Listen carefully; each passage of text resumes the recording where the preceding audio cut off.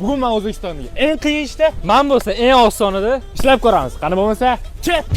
Men o'zimni qiynab shu suvda mardikorlik qilib ko'rgani chiqqan edim. Men bo'lsa eng oson ish qidirdim. Bunda o'ylab qarasam oson ishni o'zi yo'q. O'zimni qiynamasdan, og'ir mehnat qilmasdan, даже ko'chaga chiqmasdan qiladigan ish topdim va tradingga o'zimni sinab ko'rdim. Ishqib mana beklar ikki bo'lib nimalar ish qilish kerakligini gaplashib, sekin narvondan pastga ham tushib oldim. Men pastdagi yog'ochlarni, temirlarni, armaturalarni yig'ishtirdim. Kun sovug'ligidan даже qo'lqoplarim ham qotib qolgan edi. Boshlanishiga broker bilan gaplashib, o'zimga bitta shot ochdim. Depozitimga $30 tashladim. O'zimcha traderni yoqib, birinchi сделкамni o'zida -$12 oqizib yubordim. Shunaqa bo'ladi-da, tajriba bo'lmasa. Aravada narsalarni tashib tashladik. Qorong'i xonadan xodalarni olib chiqdik va suvda o'zimiz ham qotib qoldik. Keyin kun davomida oka nimadirlarni tushuntirdilar. Birja nima, qayerdan pul keladi, qaysi paytda bozorga kirish kerak. Xullas trading bo'yicha nimadir tushuncha oldim va shotimizni qaytarib joyiga qo'ydik. Biz bo'lsa kechga yaqin g'ishtlarni joy-joyiga taxlab qo'ydik. Kerak emas taxtalarni ham olib chiqib musorga tashlab yubordik. Bu kasb bir vaqtda o'zida eng oson